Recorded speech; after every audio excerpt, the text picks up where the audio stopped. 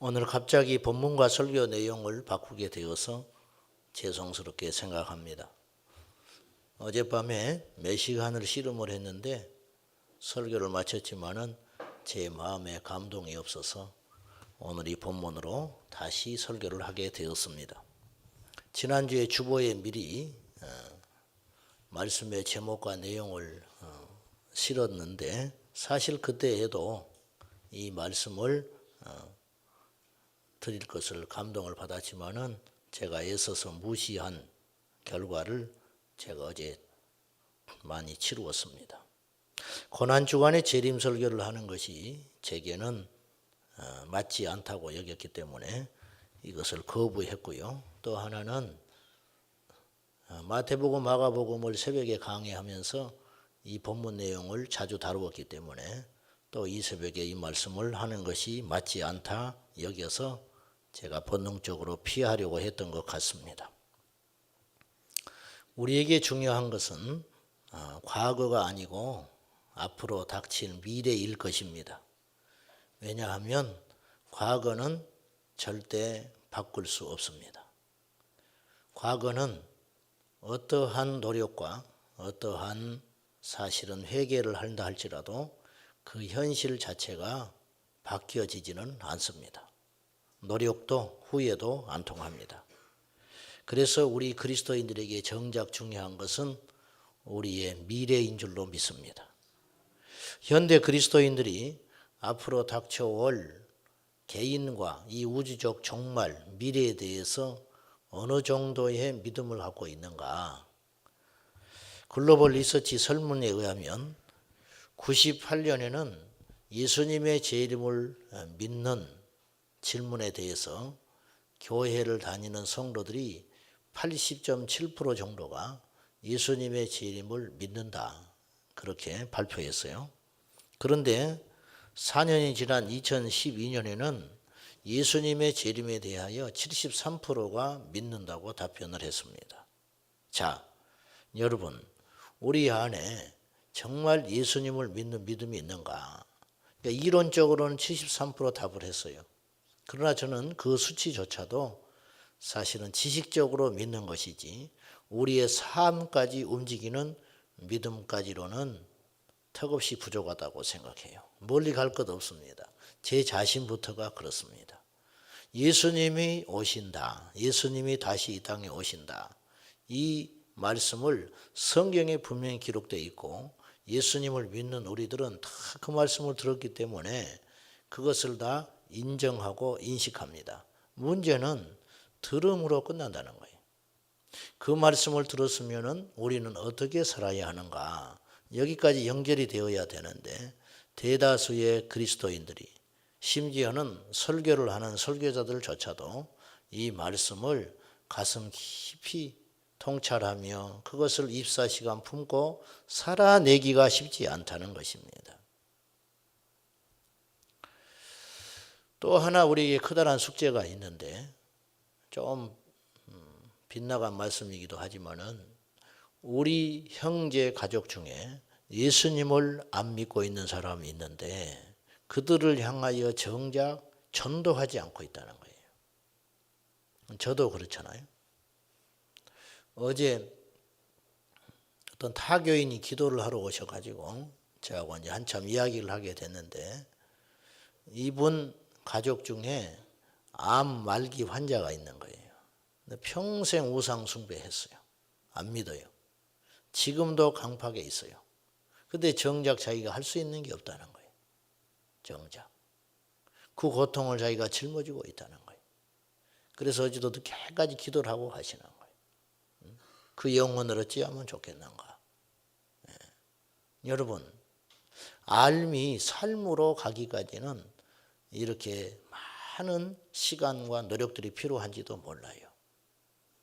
우리가 이번 주간에 계속 고난에 대해서 십자가에 대해서 우리가 묵상하고 고민하고 기도하고 찬송하고 말씀을 전하고 듣고 그렇습니다.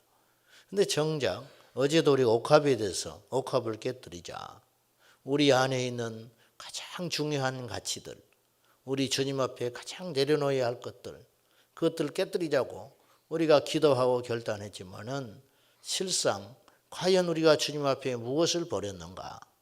우리가 과연 주님 앞에 진정으로 내려놓고 사는 것이 무엇인가? 그 옛날 그 똑같은 성질, 그 똑같은 취향, 똑같은 가치, 이것들을 향하여 달려가고 있지 않는가? 그런 아픈 마음을 우리가 가질 수밖에 없습니다. 우리 권사님이 오늘 또 기도하시면서 그런 철저히 아픈 마음을 고백했지만은 저희 모두가 공감할 수밖에 없는 내용일 것입니다. 사랑하는 여러분, 횟수가 우리를 변화시키는 건 아니에요. 얼마나 많은 예배를 드렸는가, 얼마나 많이 교회를 드나들었는가, 또 직분이 나를 바꾸는 것도 아니에요. 오히려 변화되지 못한 채, 직분을 갖고 변화되지 못한 채 신앙의 연륜이 쌓여간다면 본인과 주변에 있는 사람들한테 더 큰 상처와 아픔을 줄 뿐입니다.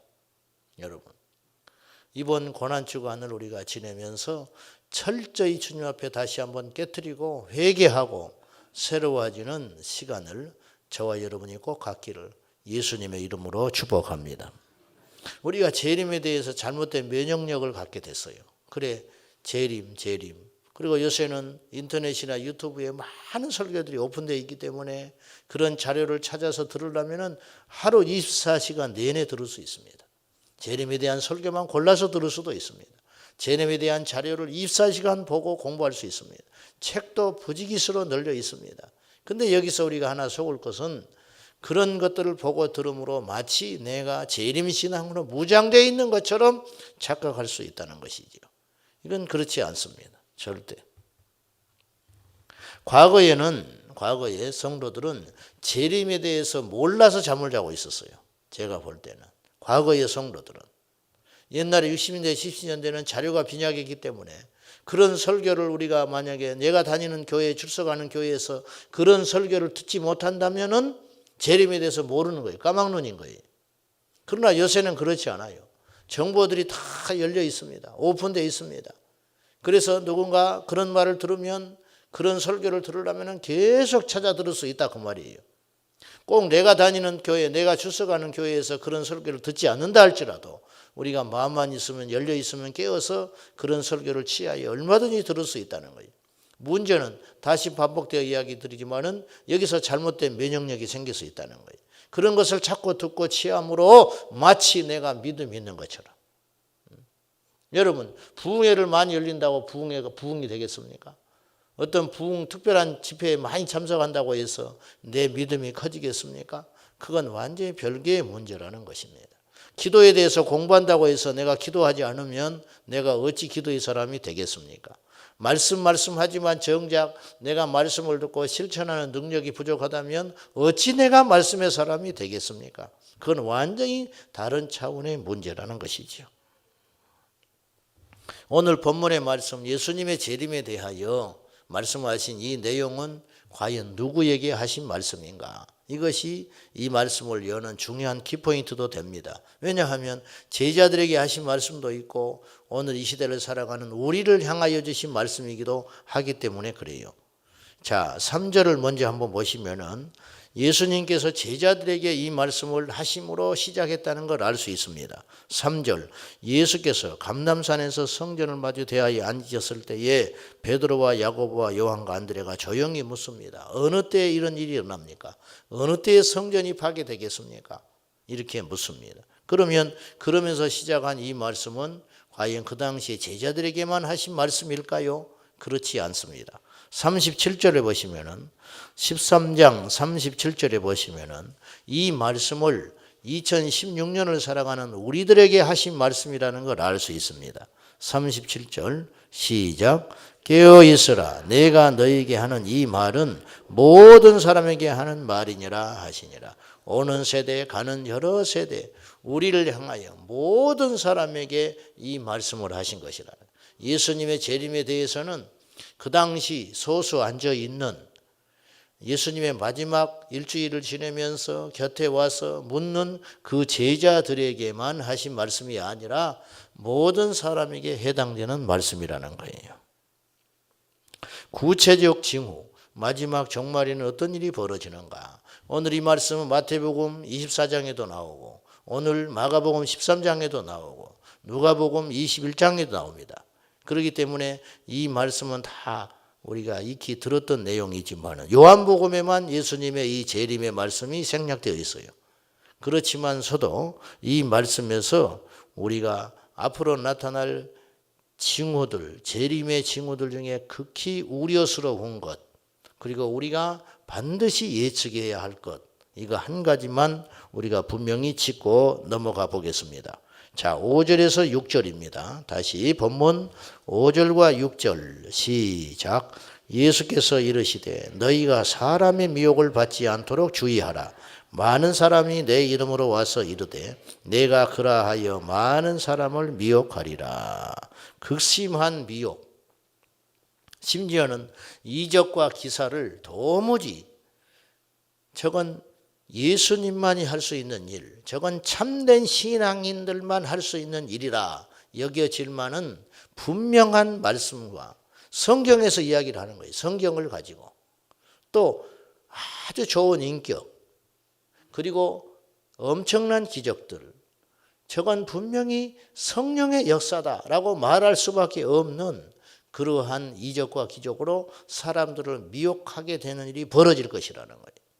여러분, 눈에 띄게 비도덕적이라든지 말도 안 되는 어불성설을 한다든지 또한 말뿐이요 능력이 안 나타난다면 누가 거기에 미혹되겠습니까? 아주 훌륭한 인격을 갖췄고 많이 배웠고 주변 사람들의 평판도 좋고 그러나 그가 가짜일 수 있다는 거예요. 그에 속한 공동체가 가짜일 수 있다는 거예요. 이렇기 때문에 너무너무 무섭다는 거예요. 교묘하게 십자가가 빠진 복음이 증거된다든지 교묘하게 사람들에 대하여 재림에 대하여 언급하지 아니하므로 사람들을 깊은 잠에 빠지게 한다든지 그런데 너무 유사하기 때문에 이 유사품에 속아서 우리가 미혹될 수 있다는 것입니다. 사랑하는 여러분, 오늘 이 마지막 시대에 우리가 갖가지 이단들의 미혹을 받지 않도록 조심하고 또 조심해야 할 것입니다. 병원에도 잘못 가면 큰일이 벌어져요. 친구를 잘못 사귀면 큰일 난다 그래요. 근데 그것은 이 땅에서 고난당하고 마는 것이에요. 내 영적인 전적인 미래 이것을 담보 잡고 우리가 예수님을 믿고 있는데 우리가 속한 공동체는 건강한가? 아니 건강함을 뛰어넘어서 우리가 속한 공동체는 과연 예수님의 생명이 있는가? 이것을 저와 여러분은 심히 고민하며 날마다 십자가를 보고 나아가는 믿음의 역사가 있어야 할 것입니다. 오늘 이 시대는 절대 진리 자체 체제가 무너져 있어요. 좋은 것이 좋다. 평화를 과장한 혼합주의가 더욱더 앞으로 기승을 부리게 될 것입니다. 여기에 너무 많은 사람들이 미혹되고 있어요. 아까 제가 말씀드린 그 설문단체 그 자료를 한 번 더 소개한다면은 보십시오. 이 시대에 98년에 비해서요. 그때 이제 예수 믿는 사람들한테 똑같이 물은 거예요. 유일신앙, 재림신앙, 종말신앙, 예수님의 재림 이런 프로테지는요 10% 이상씩 떨어졌어요. 4년 만에. 안 믿는다는 거예요. 그것이. 예수님을 믿는데 예수님 외에 다른 데 구원이 있다고 생각하는 사람들이 점점 늘어나고 있어요. 반면에 풍수지리 그 다음에 종교다원론 심지어는 사주 관상궁합 이런 프로테지는요 4년 만에 10% 이상씩 상승했어요. 예수 믿는 사람들이 그것을 신뢰한다는 거예요. 심지어는 불교의 절대 진리인 윤회설도 이 땅의 교회를 출석하는 기독교인들이 19.4%가 믿는다고 그랬어요. 사람이 죽으면 짐승으로 다시 태어난다는 거예요. 무심코 이런 소리 아니에요. 전생에 무슨 일이 있었다. 이런 이야기를 무심코 해버린다는 거예요. 이것을 믿는 사람들이 19.4%라. 5명 중에 하나가 그걸 믿고 있다는 거예요. 교회를 주일마다 출석하는 성도가 있어요. 타교인이에요. 제가 알아요. 근데 그 신호되는 분이 저하고 상담을 했는데 이분이 친정에 들어가 사는데 이 올케가 친정 어머니가 우상 단지를 섬기는 사람이에요. 친정 어머니 따라서 점괘를 보고 그것을 그렇게 철저히 신봉한다는 거예요. 교회를 15년 이상 다녔어요. 이것이 우리 한국의 현실이에요. 여러분, 이런 상태로 우리가 믿다가 어떤 환란이 온다든지 내 뜻대로 어떤 일이 풀리지 않는다든지 그런 일이 벌어지면 믿음의 파선에서 미끄러지는 일이 얼마든지 생긴다는 거예요. 여러분, 우리는 우리 자신을 확신할 수 없어요.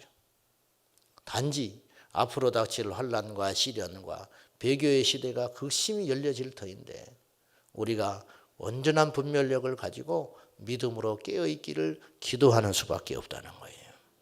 동성애나 이슬람이나 종교 대화, 종교 간의 대화라는 말이 제가 신학할 때 20년 전에 등장하는 단어였어요. 종교 간의 대화. 우리끼리 이러지 말자. 처음에는 교단 연합의 운동이 일어났어요. 그러다가 나중에는 타 종교와 대화를 하는 운동이 일어났어요. 에큐메니칼이 원래 그런 취지가 아닌데 이것이 더 진보해가지고 타 종교와 손을 잡기 시작하는 운동들이 제가 졸업할 시점에 일어나기 시작했어요. 그래 주지승르라고 이렇게 사진을 찍고 막 이런 일들이 일어나더라고요. 슬며시 들어오는 거예요. 그러더니 나중에는 종교 통합 운동이 일어났어요. 이제는 타 종교에도 구원이 있다고 인정할 날이 머지않아 곧 닥칠 것입니다. 그것을 인정하지 않는 사람들은 편협하고 마치 독선적인 신앙인처럼 취급받고 몰아가는 시대가 열리게 될 것이라는 거예요. 사랑하는 여러분, 우리가 이 마지막 시대에 끝까지 견뎌내야 합니다. 믿음을 끝까지 대비하고 준비해야 됩니다. 갑자기 없던 믿음이 생길까요? 갑자기 엉망으로 살던 사람들이 어느 날 하나님 말씀을 붙들고 선교의 자리까지 갈 수 있을까요? 그런 일은 생기지 않습니다. 평소 훈련된 군인이 전쟁에 나갔을 때 훌륭한 전사가 되듯이 평소에 공부를 했던 학생이 시험을 닥쳤을 때에 그 시험을 통과하듯이 평소에 훈련된 어떤 금메달 후보자들이 마지막 본선에 갔을 때도 금메달을 따듯이 우리 성도들도 평소에 믿음으로 깨어서 예수 죄일주의로 오직 예수의 믿음으로 무장되어 있지 아니하면 우리에게 앞으로 닥칠 환난을 견뎌낼 수 있겠는가 하는 것입니다. 13절에 보시면은 또 너희가 내 이름으로 말미암아 모든 사람에게 미움을 받을 것이나 끝까지 견디는 자는 구원을 받으리라. 이 말씀 속에 담겨 있는 힌트가 있어요. 그것은 무엇이냐면 마지막까지 구원받기 위해서 환난을 통과할 수밖에 없다는 것입니다. 끝까지 견디는 자는 구원을 받습니다. 신학적인 견해에 따라서 환난 전에 예수님이 오신다라고 주장하는 분들도 있습니다. 물론 그건 중요한 건 아닙니다. 구원하고는 상관이 없다고 봅니다. 그러나 저도 그렇게 믿는 사람이었지만은 성경을 보면 볼수록 분명하게 성경은 이야기하고 있습니다. 환난을 통과해야 한다. 그런 힌트들이 곳곳에 숨겨져 있어요. 끝까지 견디는 자는 구원을 얻으리라. 무엇을 견딘다는 것이에요? 환난을 견딘다는 것이에요. 20절도 보면은 만일 주께서 그 날들을 감하지 아니하면 그 날은 환난의 시간들이에요. 환난의 날들이 있는데 그 날들을 하나님께서 감해 주신다는 거예요. 그것을 감해 주지 아니하시면 모든 육체가 구원을 얻지 못할 것이거늘 자기가 택하신 자들을 위하여 그 날들을 감하셨느니라. 그러니 이 환난 날에 속해 있는 자들이 누구냐면 택한 자들과 택하지 않은 모든 자들이 그 환난의 시간 속에 갇혀 있다는 뜻이에요. 그런데 이 환난이 너무 극심하기 때문에 전부 택한 자들도 배교하고 넘어질 일이 생길 수 있기 때문에 하나님께서 그 기간을 단축시켜 주신다는 거예요. 우리에게 뭘 말하는 것입니까? 환난을 통과하고 견디어야 마지막에 우리 주님을 만날 수 있다. 그런 뜻 아니겠습니까? 그러므로 사랑하는 성도 여러분, 갖가지 미혹과 환난과 어려움과 시련이 온다 할지라도 끝까지 견디어내는 저와 여러분 될 수 있기를 예수님의 이름으로 축복합니다. 여러분, 어째서 예수 믿는 사람을 핍박하겠냐고 말해요. 이 백주 대낮에 세상에 법치가 있고 질서가 있는 것인데 예수님을 믿는다는 이유로 우리를 핍박하는 세상이 열리겠느냐? 그런 비상식적인 소리는 안 하는 게 좋겠다. 정말 그런 것일까요?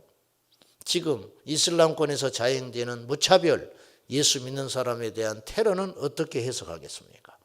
또한 히틀러 정부가 출범한 후에 유대인들을 아무 이유 없이 유대인이라는 이유만으로 600만을 학살했다는 것은 우리에게 무엇을 의미하는 것이겠습니까? 어느 날 세계 어떤 정부가 탄생하여서 예수님을 믿는다는 이유로 교회를 폐쇄하고 그것에 모여든 사람을 아무 까닭 없이 핍박한들 그것이 법으로 정해진 것이라면 어찌 그것을 막겠느냐 그 말입니다. 물론 그것이 수년 안에 일어난 일은 아니겠지만은 세상의 시간표들이 그것들을 향하여 조금씩 움직이고 있다는 것을 우리가 각성하고 깨어서 세상에 살되 세상에 취하여 있지 말고 제발 부탁인데 십자가의 좁은 문을 향하여 끊임없이 환난을 대비하는 금과 같은 믿음으로 깨어 있어 주시기를 예수님의 이름으로 축복합니다. 깨어 있어야 합니다. 준비해야 합니다. 깨어 있으라는 말은 유진 피터스는 이렇게 표현했어요. 자리를 지키라 그렇게 표현했어요. 내가 있어야 할 자리를 지키는 것도 깨어 있는 것이에요. 주님을 인정해야 할 자리에 내가 있는가? 주님의 십자가 하실 때 제자들은 다 도망갔습니다. 그 자리에 있으라. 예배 자리에 있어야 합니다. 예수님을 믿는다고 인정해야 할 그 자리에 우리가 있어야 한다는 것입니다. 그 자리를 지키십시오. 말씀 맺겠습니다.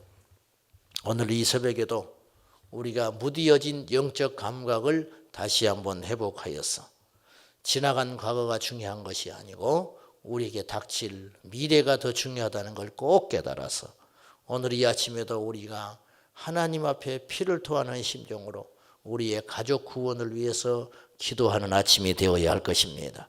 구원받지 못한 우리 주변의 사람들을 가슴 아파하며 이 문제를 통곡하며 어떻게 되겠지 그렇게 기도하지 말고 오늘 이 중에서도 거듭나지 못한 분이 분명히 있을 수 있습니다. 거듭났다면은 주님이 오시는 것이 언제 오시든 상관이 없겠지만은 거듭나지 못했다면 우리는 칼날 위에 서 있는 것과 같습니다. 아무쪼록 이 새벽에 우리가 각자의 심령들이 주님 안에서 거듭나서 예수님의 십자가를 다시 한번 만나시고 부여잡고 가족 구원과 우리 이웃들의 구원을 위해서 하나님께 매달려 기도하는 깨어있는 아침 될 수 있기를 예수님의 이름으로 축복합니다. 기도하겠습니다.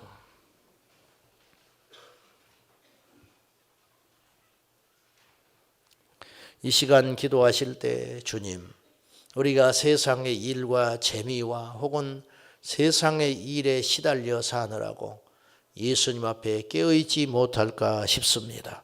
주여 깨어있게 하여 주시옵소서. 주여 우리의 가족들을 구원하여 주시옵소서. 주여 우리를 불쌍히 여겨 주시옵소서. 이 말씀 붙들고 우리 고난주간 이 수요일 아침에 하나님이여 우리를 불쌍히 여겨 달라고 간절히 주님 앞에 기도하기를 원합니다. 기도합시다. 살아계신 아버지 하나님, 우리가 이 아침에 하나님 앞에 다시 한번 간절히 기도합니다. 주님께서 이 고난주간 이 시간들을 보내면서 주님께서 제자들과 우리들에게 깨어 있으라, 끝까지 견디라, 환난을 대비하는 믿음을 가지라고 우리 주님이 경고해 주셨습니다. 이 말씀들을 이루어지기 전에 미리 말씀하신 것은 대비하라고 하신 것이오니 우리가 깨어서 준비하게 하여 주셔서 믿음의 기름의 등잔이 꺼지지 아니하도록 마르지 않도록 준비하여 주시옵시고 날마다 우리 자신들의 구원은 물론이요 우리 주변과 가족의 구원을 위하여 깨어서 간구하게 하여 주옵소서.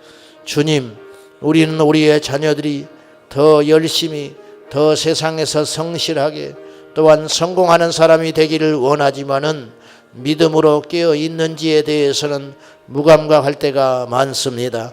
주님이 다시 오신다.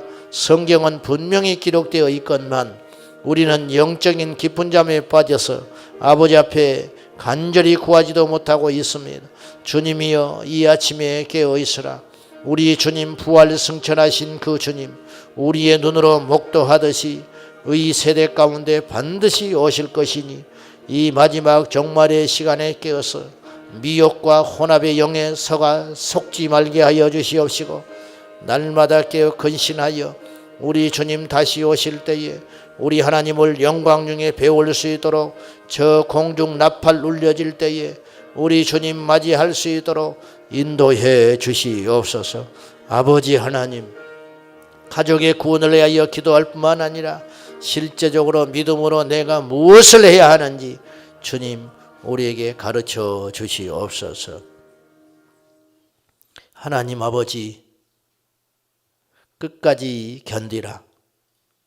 지금 우리 안에 있는 이 믿음을 절대로 빼앗기지 말고 작은 겨자씨알 만한 믿음이라도 그 믿음을 유지하여 성령님과 함께 마지막 날을 대비하며 깨어있는 우리 모든 성도들 되게 하여 주시옵소서.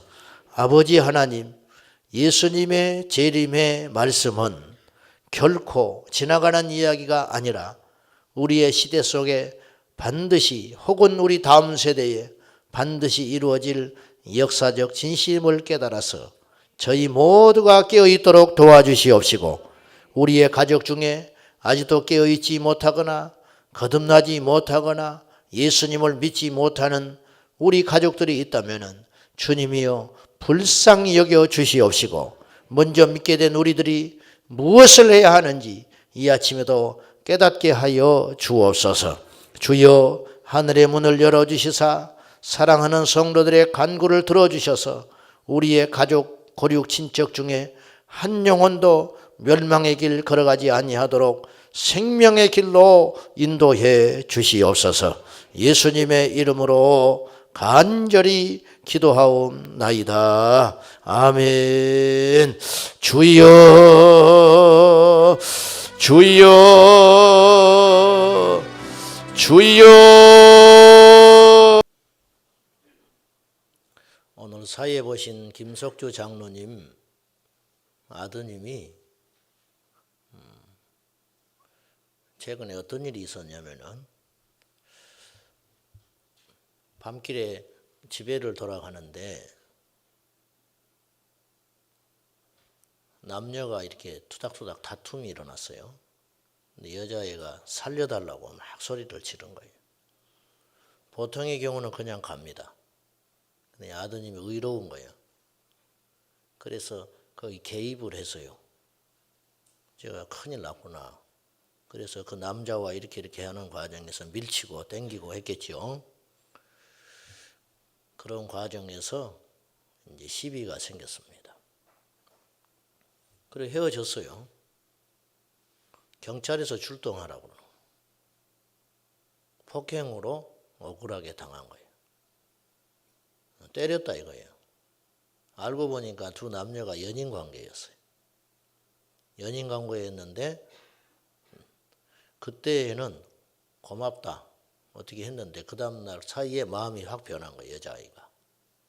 네? 더 과거는 그 여자 측 부모가 왔는데 이렇게 이야기하는 거예요.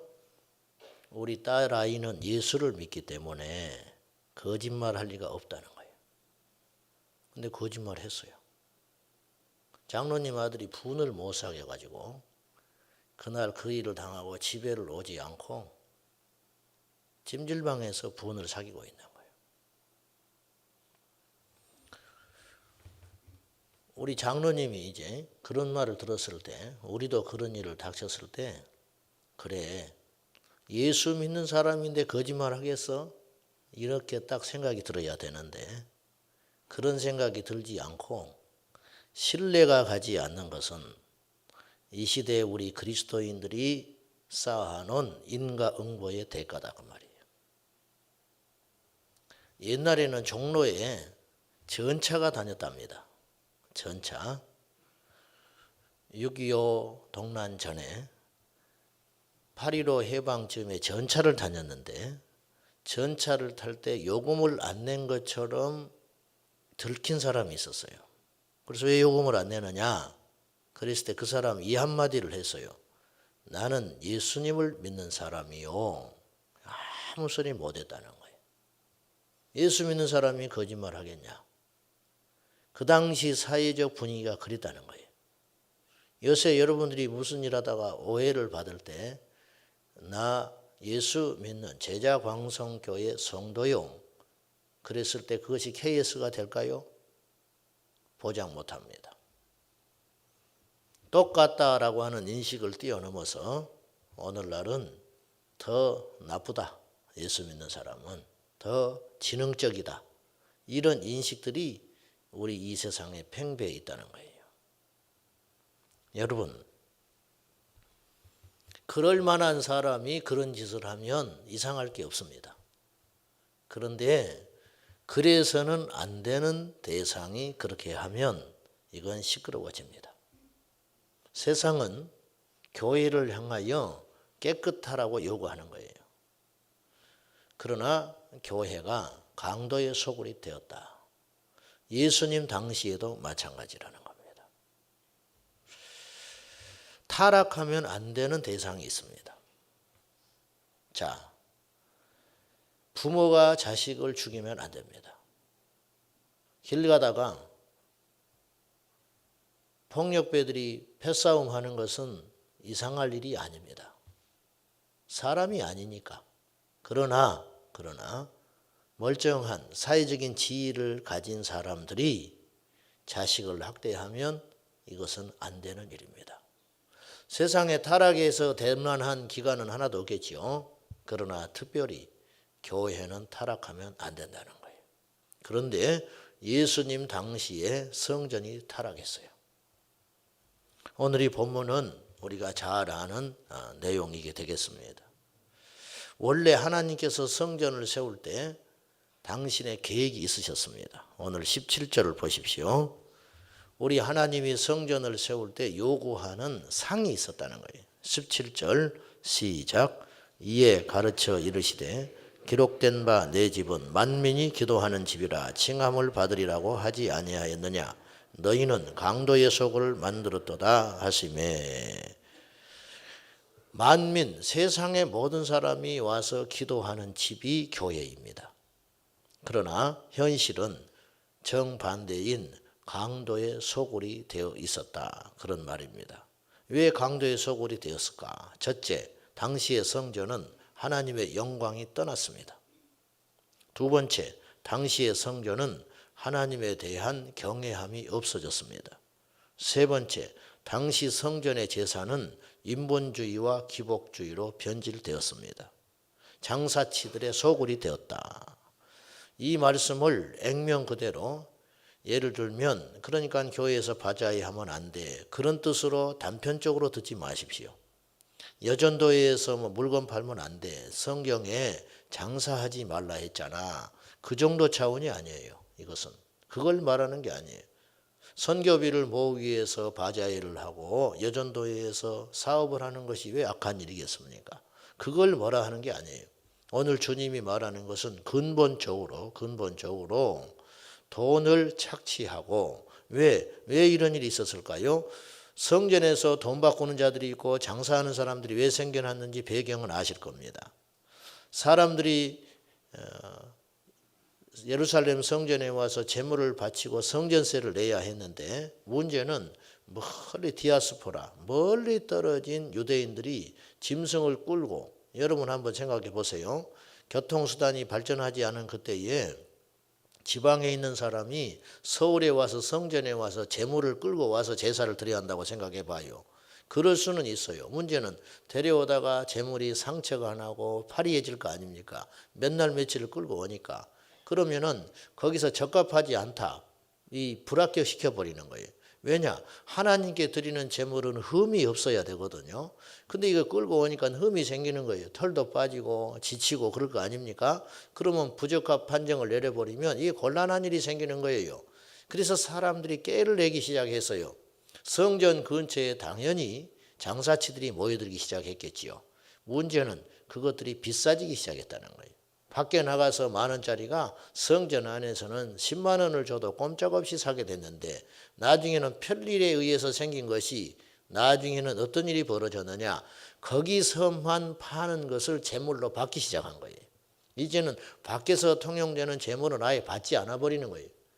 그것이 이제 제사장들이나 이 성전 안에서 일하는 레위인들과 결탁하지 않고는 그런 일이 불가능한 것이지요. 사람들이 그걸 다 알아요. 거기서 모아진 막대한 이득은 당연히 뒷주머니로 들어간 거예요. 이것을 알지만은 건드리지 않은 거예요. 예수님은 이것을 건드렸어요. 상을 뒤엎었습니다. 그래서 사람들이 아무 소리 못하는 것은 이것이 자기들도 부정직한 일이라는 걸 알았기 때문이라는 거예요.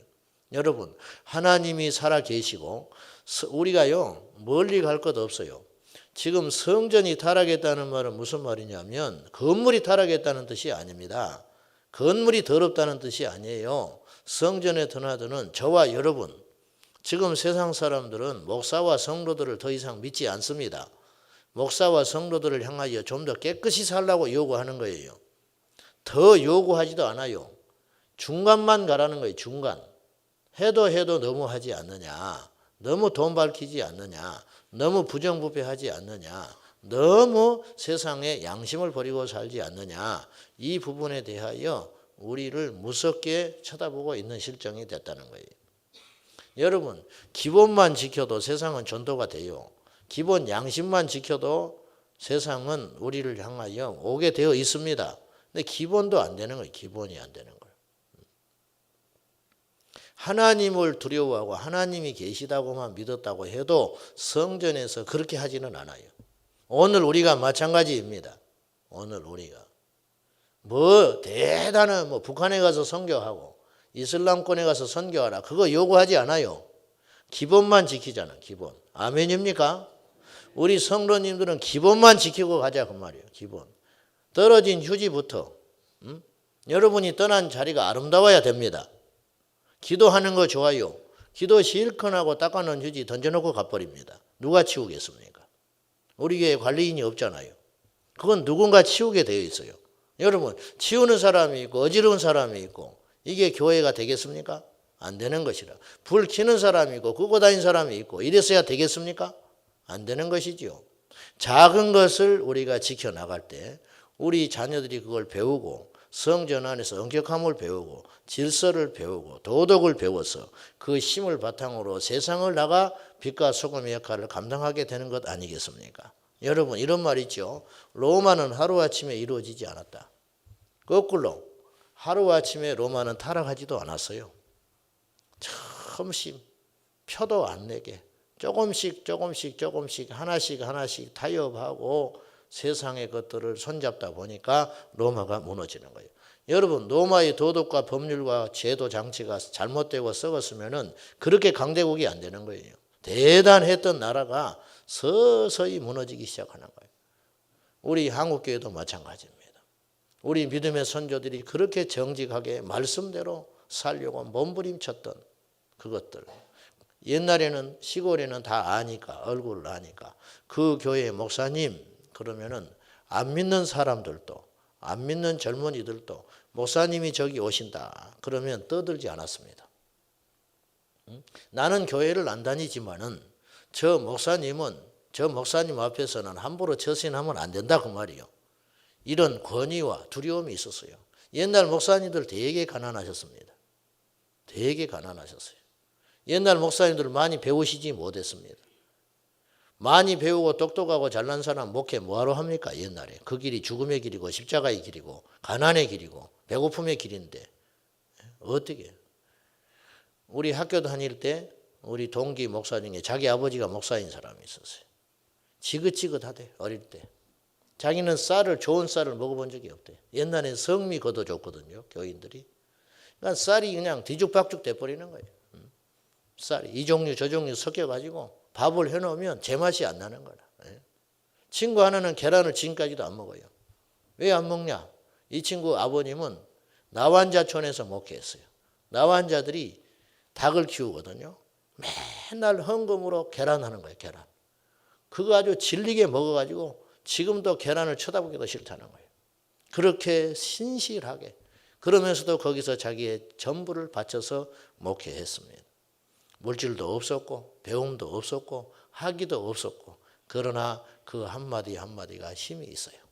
오늘날 저도 젊은 목사지만은 젊은 목회자들이 배운 것도 많고 책도 많이 배우고 얼마나 영리하고 지혜롭지만은 그러나 그 한마디에 울림이 없다는 것은 우리가 뿌려놓은 씨앗의 결과라 하겠습니다. 여러분, 우리 교회에는 하나님의 임재가 있습니까? 하나님의 영광이 재현되고 있나요? 하나님의 영광 대신에 실용주의가 자리를 차지하고 있던지는 몰라요. 우리는 주차장을 걱정합니다. 우리가 불편함을 걱정합니다. 엘리베이터가 없다고 불평합니다. 그러나 하나님의 임재가 있고 없음에 대하여 생각해 본 적이 있나요? 여러분, 얼마나 많은 사람이 모이는 게 뭐가 중요하겠습니까? 어느 정도의 수준의 사람들이 모인 것이 뭐가 중요하겠습니까? 이가봇 하나님의 영광이 떠나버린 성전은 무슨 의미가 있다는 말입니까? 하나님에 대한 두려움이 사라지자 장사치들이 모이는 강도의 소굴이 되어버리고 말았다는 것입니다. 여러분이요, 하나님의 영광이 떠난 그 자리는 인간의 탐욕과 인간의 실용성만 남습니다. 내가 좋은 것만 자꾸만 생각하지 하나님이 기뻐하는 것은 무엇일까? 우리가 생각해 보셨나요? 고난주간 첫째 날입니다. 모든 근본적인 문제는 이것에 있다고 봅니다. 교회가 십자가를 떠났습니다. 십자가를 떠났다. 우리는 능력을 구하고 복을 구하고 하나님의 은사를 구하지만 십자가는 별로 달갑지 않게 생각합니다. 기억하십시오. 능력 있고 성숙하고 하나님을 깊이 아는 크리스찬은 십자가의 가치를 아합니다. 십자가의 능력을 아합니다. 십자가는요, 저주가 아닙니다. 사실은 십자가는 복입니다. 십자가 없이 우리가 하나님의 영광에 도달할 수 없고 십자가 없이 절대로 우리가 하나님께 갈 수 없습니다. 순교 아무나 하겠습니까?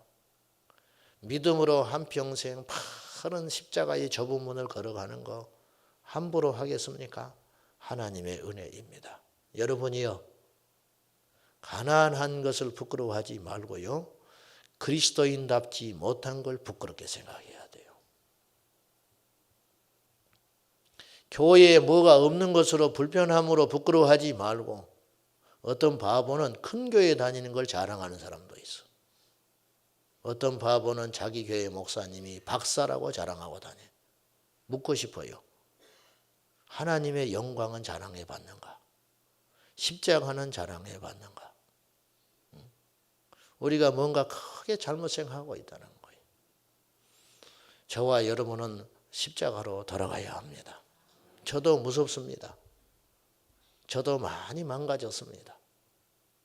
대우받고 사람들이 좋다 하니까 진짜 좋은 줄 알고 저도 많이 망가져가고 있습니다. 사랑하는 여러분들이요, 십자가를 버리면 우리는 절대 예수의 사람 되지 못합니다. 재산이 많아질수록,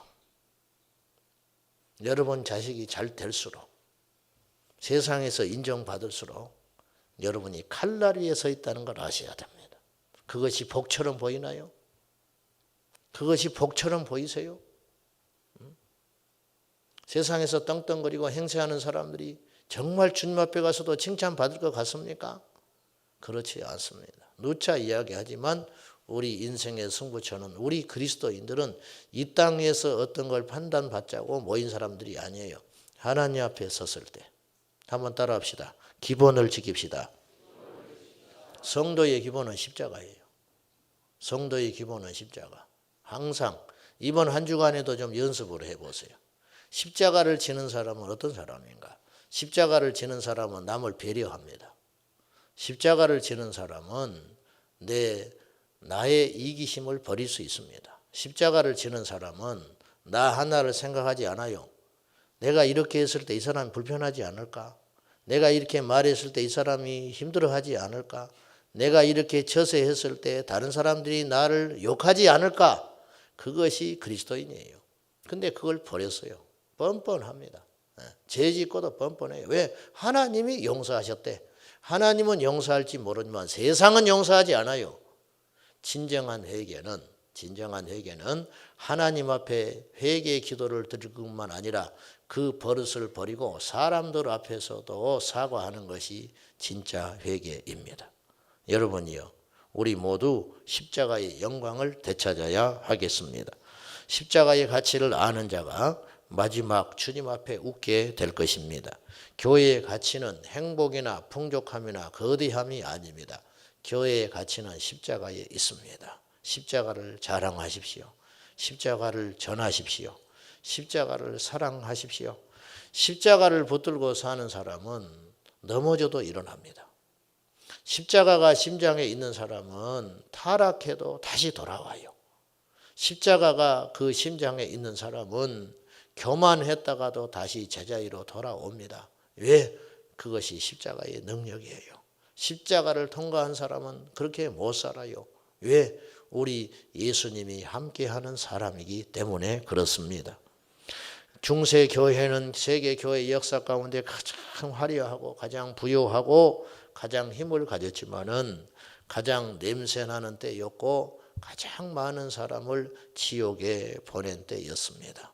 여러분이요, 교회가 고난이 있고 가난하고 보잘것없고 천시 받을 때 교회는 십자가의 복음을 붙들 수 있는 절호의 찬스예요.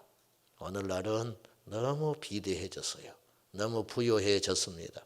여러분이요, 우리 심령을 항상 가난하게 하여서 주님 앞에 세상의 것 자랑하거나 행세하려고 하지 말고 오직 나의 나 된 것은 하나님의 은혜로다. 잊지 마시고 십자가의 복음으로 돌아가 이번 고난 한 주간 동안에 우리 주님을 철저히 묵상하고 바라보는 승리하는 한 주간 될 수 있기를 예수님의 이름으로 축복합니다. 옛날에 가톨릭에서 기가 막힌 카페를 만들었어요. 가톨릭 신자들이 차 뒷공문에다가 붙이고 다녔어요. 내 탓입니다. 이게 십자가 정신이에요. 무시무시한 카피를 만든 거예요. 이게 한 20년 동안 돌아다닙니다. 내 탓입니다. 우리 어느 누구도 내 탓이라고 말하는 사람이 없어요. 그래서 세상에 소망이 없습니다. 우리 옆 사람에게 한번 말해 봅시다. 새벽이지만은 다 내 탓입니다. 그렇습니까? 집에 가셔서 내 탓이라고 말하십시오. 일터에 가서 내 탓이라고 말하십시오. 교회에서 내 탓이라고 말하십시오. 그러면 살아납니다. 생명의 역사 일어납니다. 예수님께서 이 땅에 오셔서 죄가 없으신 분이 십자가에서 죽으셨습니다. 내 탓이라고 여겨주신 것이지요. 우리의 허물과 죄를 대신 당신께서 짊어지시고 십자가에서 죽으셨습니다. 교만하고 어리석고 이기적이고 나밖에 모르는 우리 인생들을 위해서 지금도 우리 주님은 십자가에서 울고 계십니다. 그 짐 이제는 우리가 져야 되지 않겠습니까? 기도하십시다. 우리 말씀 붙들고 이 시간 기도하겠습니다. 사랑하는 여러분, 십자가 앞에서 엎드릴 때에만 우리에게는 소망이 있습니다. 십자가 앞에서 엎드릴 때만 진정한 회개의 역사가 일어납니다. 이 시간에 주여 우리 교회가 십자가의 정신을 회복하게 하여 주옵소서. 우리들이 십자가의 정신을 회복하게 하여 주옵소서. 다 같이 동성으로 우리 말씀 붙들고 기도하겠습니다. 살아계신 아버지 하나님, 우리 모두가 예수 그리스도의 십자가로 돌아가 그 십자가 앞에 엎드리며 그 십자가 앞에 우리의 삶을 드릴 수 있도록 인도해 주시옵소서. 은혜와 사랑과 자비가 분성하신 아버지 하나님, 교회가 십자가를 버릴 때 교회는 강도의 소굴이 되니 교회가 십자가를 버릴 때 기도의 역사를 버리고 도둑들의 소굴이 되오니 우리 하나님, 우리 교회는 어떠합니까? 저는 어떠합니까? 우리 성도님들은 어떠합니까? 주님이 우리가 정신을 차리고 십자가로 돌아가 하나님의 영광을 전해내는 역사가 일어나게 하여 주시옵소서. 아버지 하나님, 이번 한 주간 저희가 더 겸손하기를 원하고 더 낮아져서 십자가 앞에 엎드려 나아가서 우리의 삶을 하나님께 드리는 귀한 한 주간 될 수 있도록 인도해 주옵소서. 눈물을 주시옵소서. 메마른 이 시대에 눈물을 주시옵소서. 초심으로 돌아가 십자가를 지게 하여 주시옵시고, 나의 나된 것은 하나님의 은혜입니다. 여기까지 도우신 에베네셀의 하나님, 모든 영광 우리 주님 홀로 받으소서. 내 몸뚱아리 내가 지킬 수 없고, 내 마음 내가 지킬 수 없고, 내 자식 내가 지킬 수 없나이다.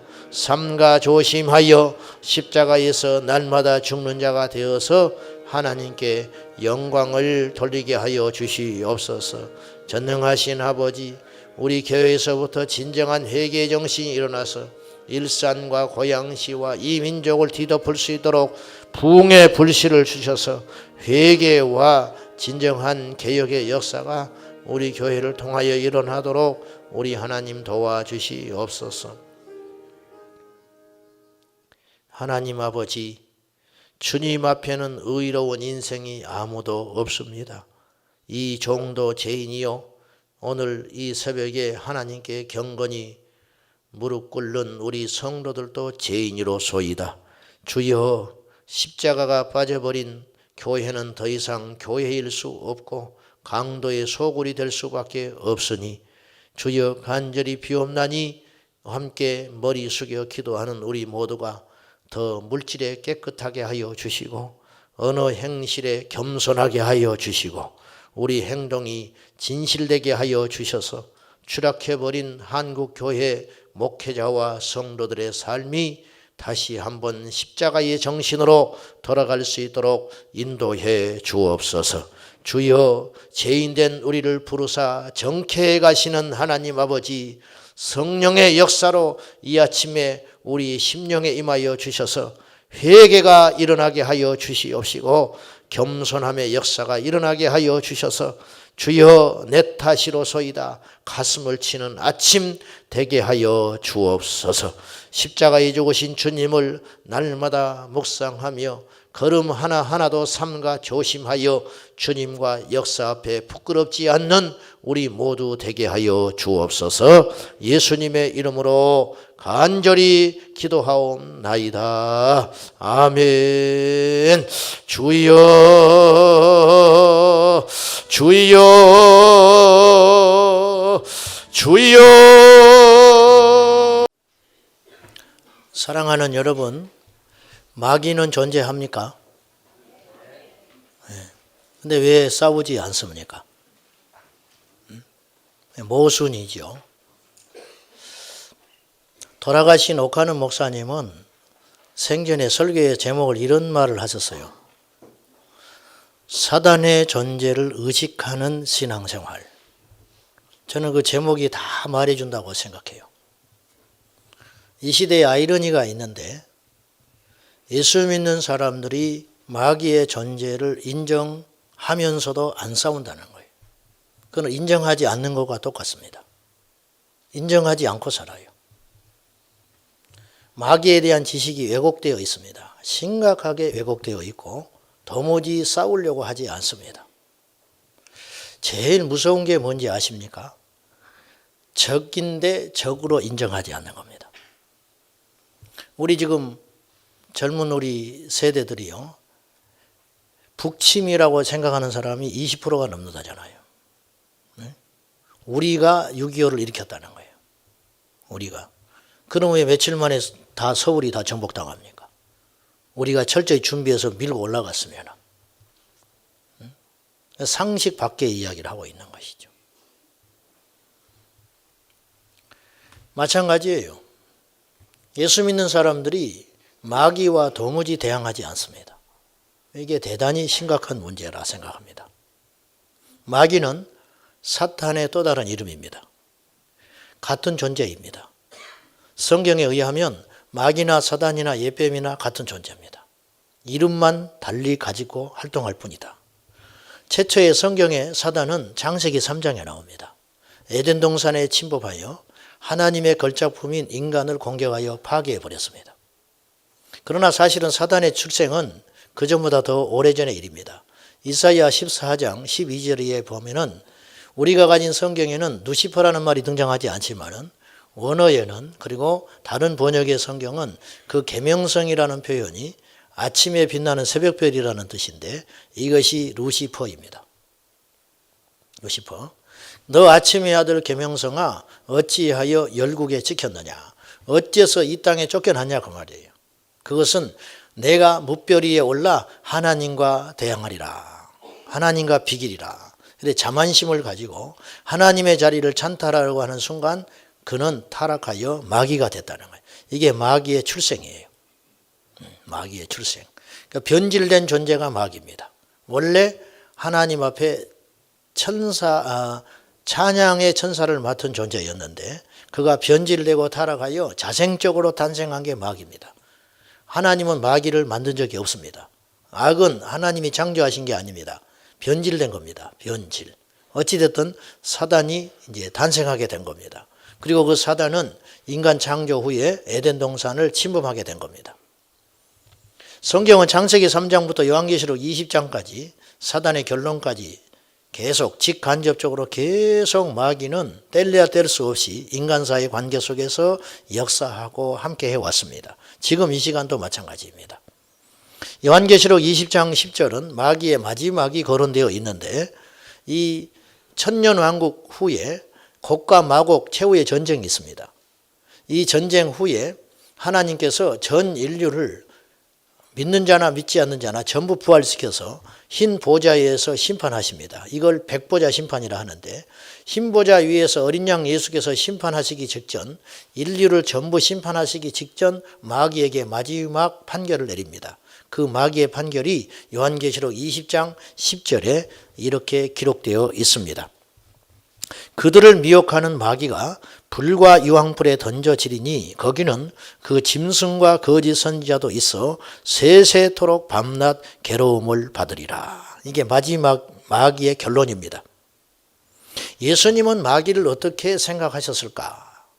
예수님의 사역 가운데 마귀에 대해서 전혀 거론하지 않고 방치해 두셨다면 우리도 방치해 두는 것이 옳습니다. 그러나 예수님은 그리하지 않았습니다. 예수님은 사역 가운데 끊임없이 마귀를 거론하시고 대적하시고 승리하셨습니다. 마귀 또한 쉴 새 없이 예수님을 공격했습니다. 자기가 이길 수 없는 존재인 줄 알면서도 끊임없이 예수 그리스도를 공격했습니다. 그는 우리는 말할 것도 없다 그 말이에요. 우리는 말할 것도 없이 우리를 공격하고 있다 하는 것입니다. 예수님의 사역을 크게 세 부분으로 나눌 수 있습니다. 성경에 기록된 대로 가르치시고 전도하시고 치유하시니라. 이제 예수님의 3대 사역인데 그 3대 사역 중에 치유 사역 중에 치유 사역을 또 깊이 들어가 보면 세 부분으로 나눌 수 있어요. 하나는 육신의 질고를 고쳐주셔요. 육신의 병. 그 다음에 마음을 고쳐주시는, 예를 들면 삭개오가 마음에 병든 사람이거든요. 그래서 뽕나무에 올라가서 몸부림쳤잖아요. 그 삭개오를 만나서 회복시켜 주시는 거예요. 이게 이제 두 번째 사역, 치유 중에. 그 다음에 또 하나는 영적인 직접 사역을 하셨어요. 즉 귀신을 축사하는 사역을 하신 거예요. 직접 맞닥뜨려 싸웠다고 말이에요. 그러면 오늘날 교회는 이 사역을 해야 한다고 저는 믿습니다. 나가든 안 나가든 역사가 일어나든 안 일어나든 오늘날의 교회는 성경으로 돌아가야 한다고 저는 감히 생각합니다. 예수님은 이런 직접적으로 귀신과 마귀와 대적하여 싸우기도 하셨지만은 예수님께서 싸우시는 또 하나의 싸움은 마귀가 구축한 사회적 시스템에 대하여 주님은 끊임없이 싸우셨습니다. 그것이 뭐냐면 종교의 영입니다. 그래서 바리새인과 서기관을 통하여 주님께 계속 대적하거든요. 이들 배후에 무엇이 있다는 걸 주님은 아셨어요. 심지어는 가룟 유다에 대해서도 사단이 하는 일이라고 주님은 간파하셨습니다. 이게 단순히 이제 마음이 지금 삐뚤어져서 나한테 이러는 것이 아니구나. 뭔가 어떤 존재에 의해서 지금 이 유다가 조종당하고 있다는 걸 안 거예요. 이게 사단의 시스템이거든요. 베드로에게도 주님은 십자가를 막아서는 베드로에게 사탄아 물러서라 그렇게 말씀하셨습니다. 그럼 예수님이 이상한 겁니까? 예수님이 신비주의자입니까? 아니죠. 근데 이상하리만큼 오늘날 우리 믿는 자들은 사단의 영역에 대하여 침묵하고 있다는 거예요. 아마 상당 부분 이 땅에 우리들이 사단의 역사에 대하여 이미 미혹당하여 잠식당하고 있지 않는가 그런 생각을 감히 하게 됩니다. 결론으로 말씀드리면 예수님은 사탄의 역사에 대하여 침묵하지 않으셨고 단호하게 대적하고 싸우셨다. 누가복음 4장에 보면은 예수님을 시험했던 마귀가 마지막 말미에 인상 깊은 내용을 남기고 끝나요. 마귀가 잠시 떠나니라 그랬어요. 예수님을 시험하는데 실패합니다. 예수님이 시험에 들 리가 없지요.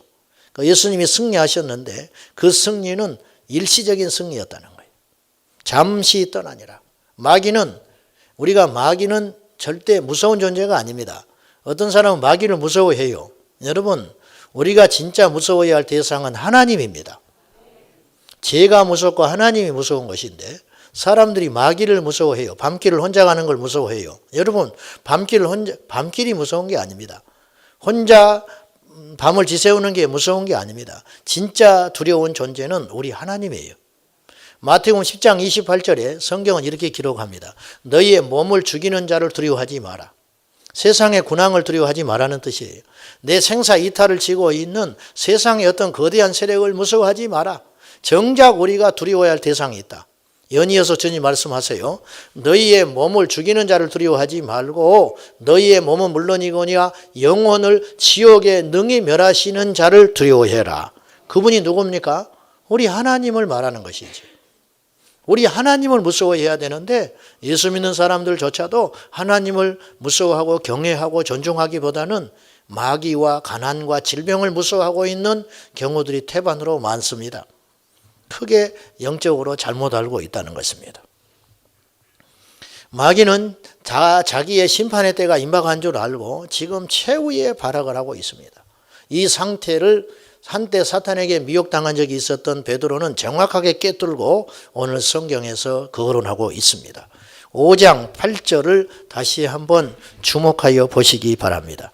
이 짧은 한 구절이고 우리가 익히 알고 있는 구절이지만 이 베드로전서 5장 8절은 우리에게 굉장히 많은 것을 가르쳐 줍니다. 같이 읽읍시다. 시작.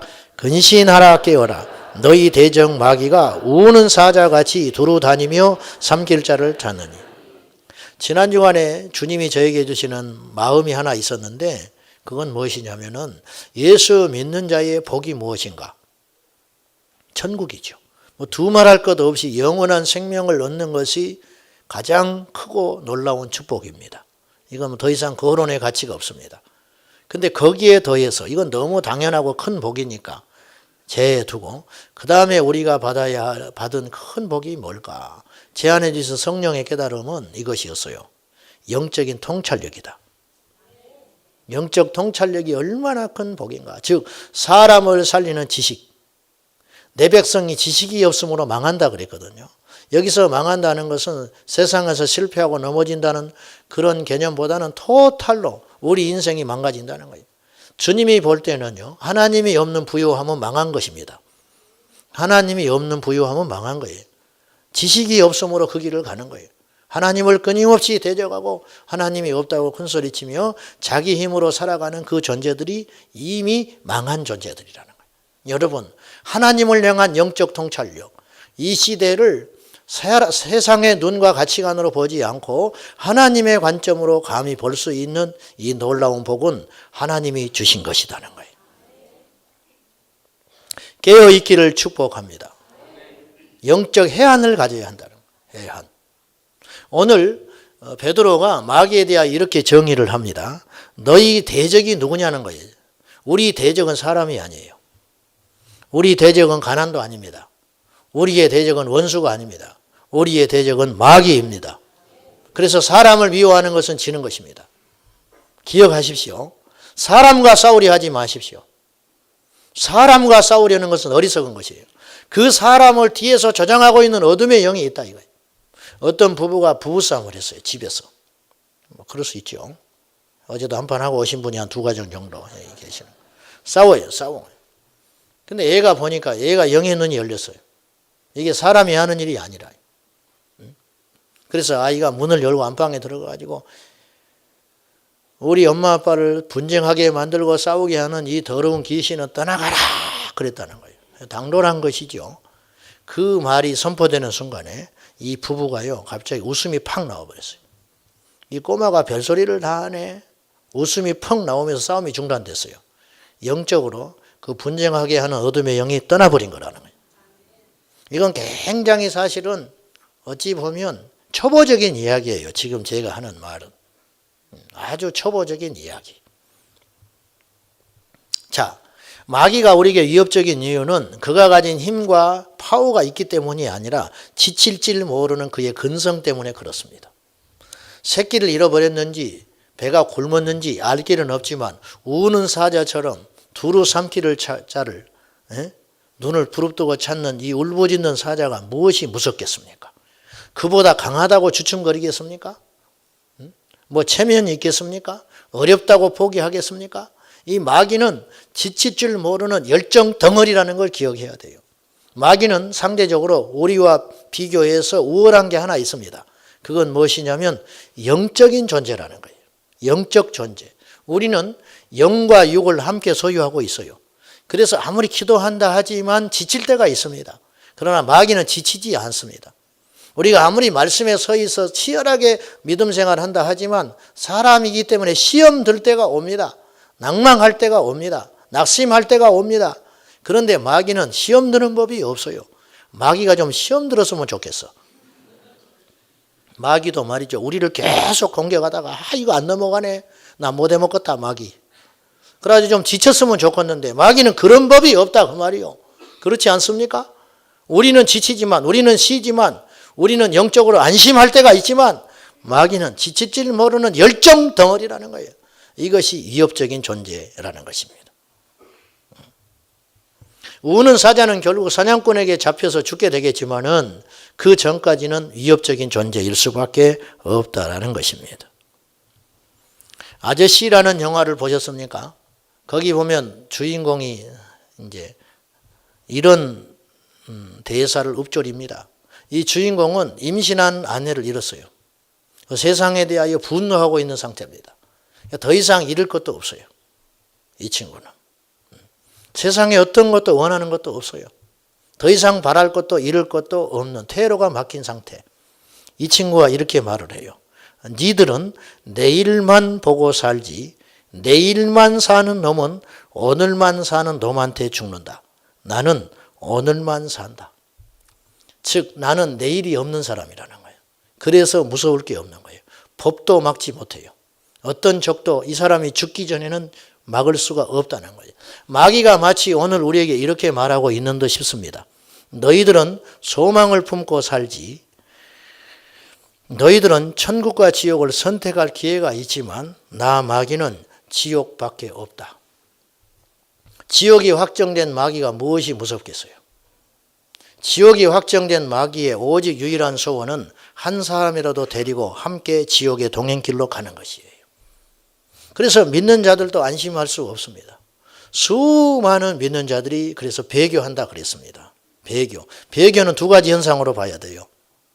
믿음이 가짜였던 사람이 넘어지는 것입니다. 이거는 배교라고 할 수 없어요. 그냥 원상태로 돌아가는 거예요. 드러나는 것뿐이라. 원래 가라지였고 원래 하나님의 자녀가 아니었어요. 그냥 교회만 성격에 따라서 종교생활한 상태. 그러니까 이건 배교라고 할 수도 없는 거예요. 근데 진짜 배교가 일어난다. 진짜 믿었고 진짜 거듭난 사람인데 믿음에서 파선할 수 있다. 어떤 사람은 그런 일이 결코 일어날 수 없다고 주장하는데 성경을 보면 있습니다. 성경은 이렇게 기록하고 있습니다. 믿음에서 떠나. 믿음에서 떠났다는 말이 나와요. 믿음에서 없었다면 왜 믿음에서 떠났다는 표현을 쓰겠어요? 그리고 믿음에서 파선한다는 말이 나옵니다. 파선. 배를 타고 가다가 부서져 버리는 거죠. 배 탄 적이 없다면 어찌 파선된다는 표현을 쓰겠습니까? 구원받은 자도 넘어질 수 있다. 사도 바울도 그랬고 모세도 그랬고 기록된 책에서 내 이름을 지워도 줬사오니 이 백성을 구원해달라고 기도하지요. 이름이 기록되었지만 지워질 수 있다는 걸 안 거예요. 시대가 흘렀지만 이걸 알고 있는 거예요, 이들이. 여러분, 퇴로가 없는 굶주린 사자가 우리가 맞서 싸워야 할 대적 마귀라는 걸 기억해야 됩니다. 마귀에는 체계가 있어요. 나름대로의 체계. 에베소서 6장 12절에 보면 마귀의 시스템이 있는데 우리의 씨름은 혈과 육에 대한 것이 아니요 통치자들과 권세들과 주관자들과 하늘에 있는 악의 영들에 대함이라. 우리 이 말씀 잘 알아요. 다시 우리의 씨름의 대상이 사람이 아니라는 거예요. 우리 씨름의 대상 혈과 육이라는 말은 사람이라는 뜻이죠. 어떤 인간적인 것들 그게 아니라는 거예요. 어떤 사람 우리가 제압한다고 해서 이기는 게 아니라 그 뒤에 어둠의 배후를 완전히 정복하기 전에는 승리한 것이 아니다. 우리의 씨름은 혈과 육에 대한 것이 아니고 통치자들과 권세자들과 어둠의 주관자들과 그리고 하나는 약간 색깔이 달라요. 어둠에 있는 하늘에 있는 악의 영들. 그러니까 세 개는 권세가 느껴지잖아요. 통치자, 권세자, 주관자, 힘, 파워가 느껴지죠. 그리고 이 마귀의 시스템, 이 세 개를 거쳐서 마지막 하수인이 하늘에 있는 어둠의 영들, 실제적으로 활동하는 영들, 그렇게 볼 수 있습니다. 여기서 우리가 하나 주목해야 할 것은 사실 우리에게 정말 위협적인 존재는 사사로이 개인적으로 역사해서 미치게 만들고 하는 그런 귀신이 아니에요. 예를 들어 보면은 시골에 가서 이렇게 점하는 귀신이 들어가지고 작두를 타고 이런 건 사실은 무서운 게 아니라는 거예요. 사실은 이거는 그냥 웃고 넘어가도 돼요. 진짜 무서운 건 뭐냐면 이 세상 전체를 손안에 쥐고 흔드는 사단의 시스템, 이 통치, 이것이 진짜 위협하다는 거예요. 예를 들어 보겠습니다. 우리나라 사람들은 굉장히 근면합니다. 그래서 유대인들도 한국인도 못 이긴다고 그래요. 미국에 이민 간 사람들이 이렇게 골목에 있으면은 유대인들이 성실하거든요. 가지고 거기서 장사를 해가지고 자리를 잡으면 한국 사람이 늦게 조그마한 점퍼를 얻어서 들어가요. 근데 유대인들은 예를 들면 아침 9시에서 5시에 문 닫는다. 한국 사람은 6시에 문 열어버려요. 6시. 그리고 밤 12시까지 해버려요. 그리고 이 야채를 밤새껏 차를 타고 가가지고 신선하고 싼 야채를 가져다가 싸게 팔아버려요. 그러니까 유대인들이 해볼 수가 없는 거라. 어떻게 해볼 수가 없는 거라.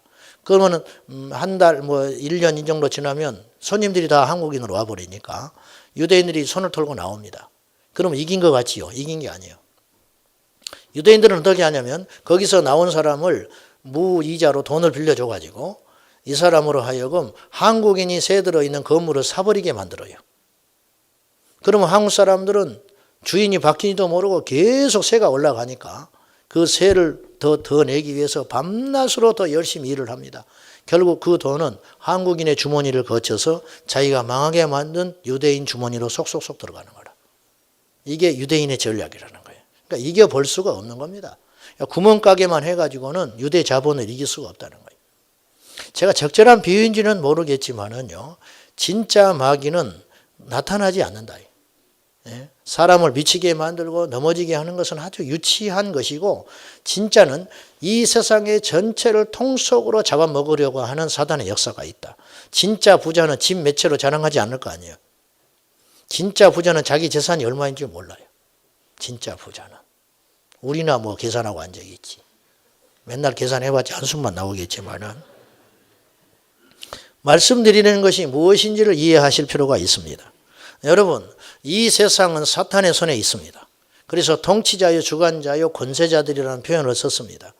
초대교회 왜 하나님께서 살아 계시는데 믿는 자들이 그렇게 핍박을 당하고 죽을 때 하나님은 침묵하셨는가? 하나님이 무기력해서 그런 것이 아닙니다. 이 세상의 통치 제도가 사탄의 수하에 있기 때문에 그래요. 그럼 어째서 넘어가게 되었는가? 두말할 것 없습니다. 인간의 범죄로 주인이 넘어갔어요. 자, 내가 어떤 집이 있는데 이 집을 전세를 놨어요. 2년간. 그러면 2년 안에, 이 집이 내 집이지만 2년 안에 내가 함부로 그 집을 출입하면 안 됩니다. 이해되시죠? 내 집인데 문 열고 번호키 열고 들어가가지고 이거 내가 다 만들어 놓은 것이고 내 집이다. 그렇게 말하는 건 불법입니다. 그건 불법이라고 하는 거예요.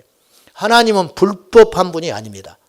그래서 인간의 범죄와 타락으로 말미암아 이 땅이 마귀의 손아귀로 넘어갔어요. 그것은 사탄의 증언을 통해서도 우리가 확인할 수 있습니다.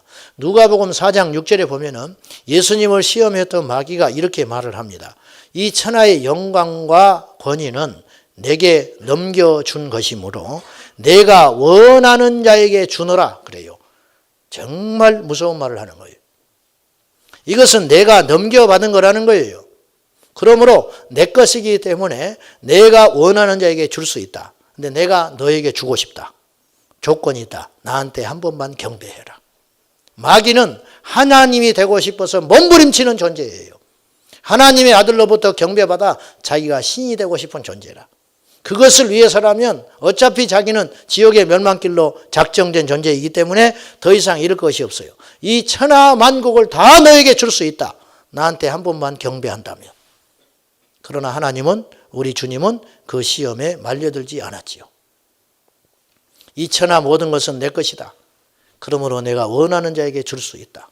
그래서 이 세상의 모든 시스템과 자본과 정치력을 동원하여 믿는 자들을 핍박할 수 있는 합법적인 힘이 자기의 때가 다할 때까지는 주어진 것입니다. 여러분 이것을 이해하고 이 땅을 살아가야 해요. 그러므로 믿는 자들이 핍박을 받는 것은, 교회가 핍박을 받는 것은 하나님이 지켜주지 않는다든지 하나님이 무기력해서가 아니라 일시적으로 그러한 구조 속에 놓여 있기 때문에 필연적인 현상이라는 것을 여러분이 기억하셔야 됩니다. 우리가 알다시피 세계 3대 문명은 전환기를 계속 가져왔습니다. 첫째는 농경사회였습니다. 그렇지요? 농경사회. 노동력이 최우선되던, 그래서 남자들이 최고 힘이었습니다. 그래서 다산의 신을 숭배했지요. 바알과 아세라 산이, 이 신이 이 풍요의 신이고 다산의 신입니다. 그래서 가슴이 여러 딸립니다. 아세라가. 그 다음에 산업화 사회가 열렸죠. 영국을 중심으로 산업혁명이 일어나므로 이제 거대한 자본이 생겨나기 시작한 거예요. 옛날에는 부자라 해봤자 땅 얼마 갖고 있는 정도에 불과했지만은 이제는 그것과는 비교할 수 없는 엄청난 자본이 등장하기 시작했어요. 그래서 여기서 지배 계급과 피지배 계급이 등장하기 시작한 거죠. 자본주의가 발흥한 겁니다. 그 다음에 이 시대는 여러분도 다 알다시피 정보화 시대라 그렇게 이야기합니다.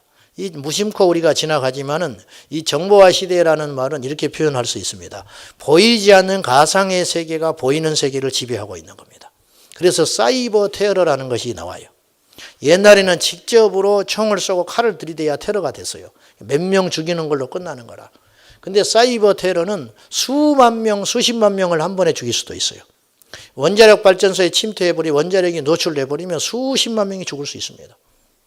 미사일 기지에 침입해버리면 미사일이 날아가가지고 전쟁을 할 수도 있습니다. 이게 바로 사이버 테러라는 거예요. 그래서 요즘 전쟁은 창과 칼로 싸우지 않고 버튼으로 하는 시대가 이제 임박해 있는 것이지요. 뭐 이런 이야기들은 여러분이 조금만 관심만 가지면 다 알 수 있는 이야기입니다. 결국은 이 시대는 정보를 지닌 자가 세상을 지배할 수 있는 사회적 시스템이 구축되어 있습니다. 옛날에 제국들이 그 세계사 속에서 세계를 지배하려고 했던 움직임들이 꽤나 있었어요. 일대 제국이 애굽이었습니다. 이집트가 일대 제국입니다. 고대의 일대 제국. 그리고 이제 알렉산더가 뭐 헬라 제국을 완성하고 아시리아 제국이 나오고 뭐 페르시아 제국이 나오고 이렇게 세계사 속에 계속 나오잖아요. 그리고 이제 몽골이 세계를 지배하려고 했죠. 세계에서 제일 많은 영토를 지배했던 사람은 징기스칸이었습니다. 근데 세계를 집어삼키지 못했어요. 왜? 지배하고 돌아서면 이들이 통제가 안 되는 거예요. 너무 광활하고 넓기 때문에. 그러니까 이 교통이 발달되지 않고 정보가 없기 때문에 밀란을 일으키는지 무슨 일이 일어나는지를 속속들이 알 수가 없어요. 아무리 뭐 파벌을 세우고 뭐 자기 사람을 심어 놓는다 할지라도 어떻게 해볼 수가 없는 거예요. 그래서 세계를 지배하는 건 불가능했어요. 사실은. 히틀러도 실패했어요. 그런데 앞으로는 이것이 가능한 구조가 됐다는 거예요. 그 이유가 뭐냐면 세계가 네트워크로 하나로 형성되어 있기 때문에 자기도 모르게 지배받아 버리는 거예요. 어느 날 나의 시민권이 바뀌어버릴 수 있어요. 어느 날 내 자산이 압류당해 버릴 수 있습니다. 어떤 거대한 힘에 의해서 그가 요구하는 어떤 것들을 따르지 않으면 내 재산이 강탈당하고 내가 불이익을 당한다면 그 힘 앞에 어찌 우리가 굴복하지 않을 수가 있겠습니까? 이런 세상이 열린다는 거예요. 다니엘서 12장 4절에 보면 주님께서 2500년도 전의 사람이었던 다니엘을 통하여 우리에게 예언했습니다. 사람들의 왕래가 빨라지고 지식이 더하리라. 어쩌면 그렇게 정확히 맞는 표현이냐 그 말이에요.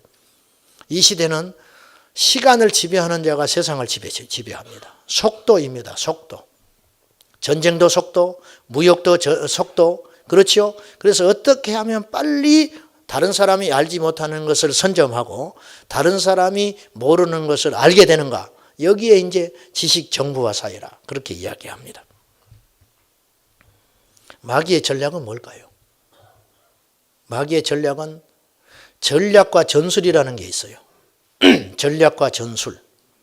전략은 변하지 않는 것입니다. 전술은 변합니다. 북한이 우리를 이렇게 대치한 지가 60년이 넘었는데 북한 정권은 한 번도 전략이 수정된 적이 없습니다. 남한의 적화 통일입니다. 근데 전술은 그때마다 달라졌어요. 어느 때는 회담을 제의하기도 하고 어느 때는 간첩을 보내기도 하고 어느 때는 외교전을 하기도 하고 이런 전술은 계속 달라지는 거예요. 마귀도 마찬가지. 마귀도 우리를 향한 이 시대를 향한 전략은 한 번도 바뀐 적이 없습니다. 그건 무엇이냐? 지옥으로 함께 가자입니다. 그러나 전술은 그때마다 달라졌어요. 제가 만약에 20년 전에 이 설교를 했다면 이렇게 설교 못하겠지요. 왜냐? 뭐 그때는 이런 어떤 사회적 인터넷도 없을 것이고 컴퓨터도 이렇게 부상하기 전이니까 이런 설교 못할 것입니다. 그런데 이제 전술이 달라진 거예요. 마귀가 우리에게 공격하는 것이 농경사회가 달라지고 산업화 시대에 달라지고 지식정보화 시대인 이 시대의 마귀의 전술은 분명히 달라져 있다는 거예요. 그러면 우리는 거기에 맞게 깨어 있어야 한다는 것입니다. 한 개인을 놓고 예수의 이름으로 축사하는 것도 중요하겠지만은 이 시대의 흐름을 알고 우리가 거대한 전쟁을, 영적 전쟁을 준비하며 깨어있는 지혜가 우리 안에 있어야 할 것입니다. 오늘 본문에 근신하라라는 말은 원어의 뜻은 무엇이냐면 감정과 욕망과 염려 등에 대하여 절제하는 것을 의미합니다. 깨어라는 말은 육신적인 나태함에 대하여 눈을 부릅뜨고 경계하는 상태를 말합니다. 설명이 필요 없어요. 알아요. 깨어라, 근신하라가 어떤 뉘앙스로 우리에게 다가오는지 우리는 다 압니다. 분별해야 하고 잠을 자면 안 되고 준비해야 하고 깨달아야 하고 행동해야 된다는 거예요. 무엇을 알고? 우리의 적이 진짜 누군 줄을 알고 우는 사자처럼 한시도 쉬지 않고 열정을 가지고 우리를 집어삼켜 지옥으로 끌고 가려고 하는 사단의 계계를 알고 대적하는 지혜가 있어야 한다. 베드로 사도는 2000년 전에 이것을 우리에게 가르쳐 줬습니다. 이 전략은 사단의 전략은 결코 변하지 않았다.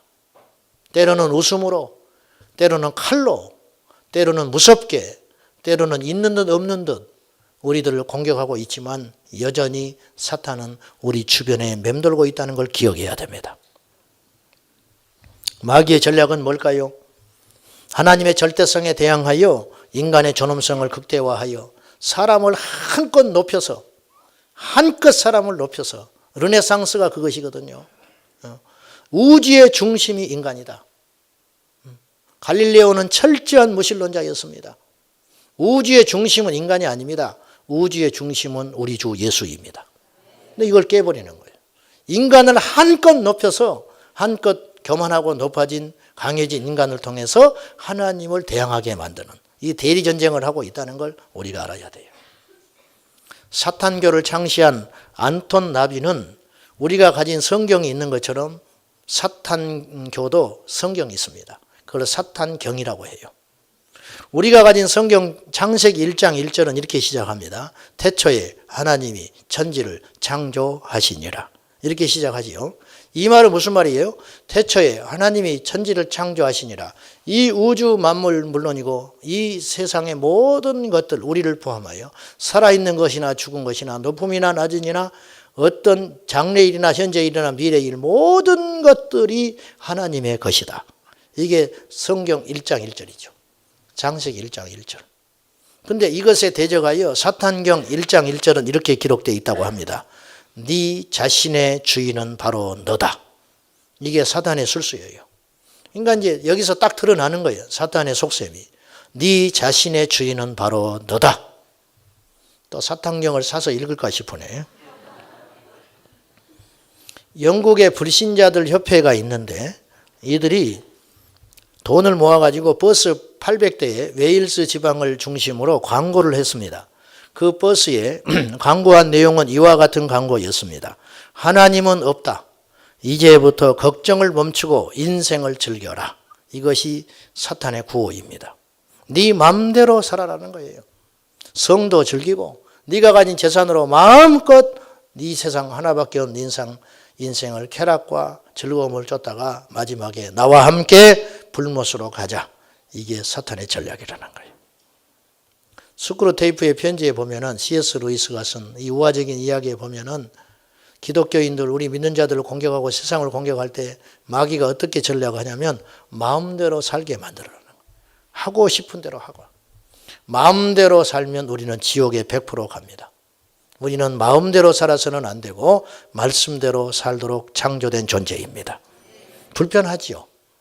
불편하고 버겁고 힘들지요. 그러나 그것이 우리를 살리는 능력이 되는 것입니다. 미국 폭스 영화사는 거대한 어둠의 자본이 잠시간, 허리우드는 이미 다 넘어갔어요. 그 폭스 영화사에서 대표적으로 뉘에이성 영화를 계속 만들어내고 있는데 2016년 새해에 미드라고 하죠. 미국 드라마. 이 드라마를 만들어냈는데 그 제목이 나는 루시퍼를 사랑합니다. 이 제목입니다.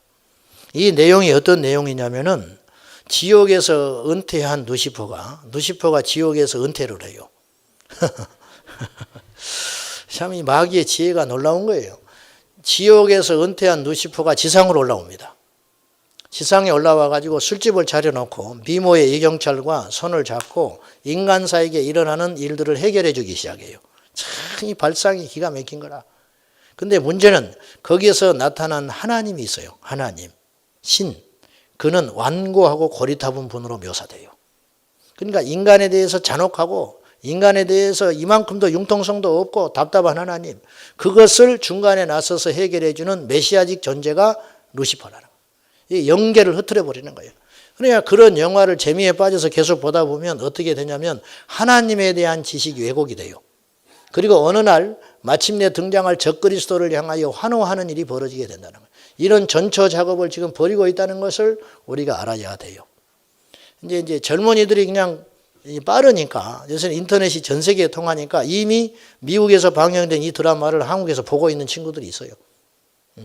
그래서 이 댓글에 보니까 뭐 신선하다, 뭐 은혜 받았다 그런 뜻이야. 쉽게 말하면 오늘 우리 표현으로 보면은 이 드라마 너무 잘 만들었다 막 이렇게 빠져드는 거예요. 근데 문제는 예수를 믿는 사람들조차도 아무 문제의식 없이 그렇게 빠져들게 된다는 거예요. 그럼 우리는 두 신을 섬기게 되는 거예요. 세상에 나가면 자본과 마귀가 구축한 이 세상의 통제 시스템 속에서 그를 경배하게 되는 일이 벌어지고, 교회에 오면 우리는 하나님을 경배하는 이 두 가지 일을 우리도 모른 채 하는 일이 발생하고 있다는 것입니다. 이해되시겠습니까? 이런 드라마를 아무 생각 없이 계속 접촉하고 보게 되면 영계 혼란과 진리가 왜곡되므로 궁극적으로 오직 예수를 외치는 그 소리가 들어가지 않습니다.